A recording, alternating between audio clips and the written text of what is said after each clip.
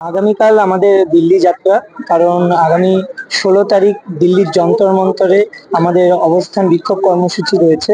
আমরা এই ভারতবর্ষের মানুষের কাছে জানাতে চাই, যদিও সবাই এখনো জেনেও গেছে, কিন্তু যন্তর মন্তরের থেকে মানুষকে আমরা জানাতে চাই যে আমাদের সাথে কি ধরনের অবিচার হয়েছে। যোগ্যতা নিরিখে চাকরি পেয়েও আজকে আমরা দিশেহারা, আমরা রাস্তায় শুয়ে পড়েছি। তো আজকে কালকে যে আমাদের যাত্রাটা আছে, সেখানে আমরা লিফলেট রেডি করেছি। আমাদের যারা এই চাকরিহারারা আছেন তারা বাসে করে যাবেন, বিভিন্ন স্টেটের ওপর দিয়ে তারা যাবেন, এবং যে যে স্টেট তারা ছুঁয়ে যাবেন সেখানে কোথাও 15 মিনিট বা 20 মিনিট করে স্টে করে তারা সেই লিফলেট গুলো মানুষের মধ্যে বিলি করবেন। এবং সেখানে আমাদের ব্যানারও থাকবে, আমাদের প্ল্যাকার্ডও থাকবে।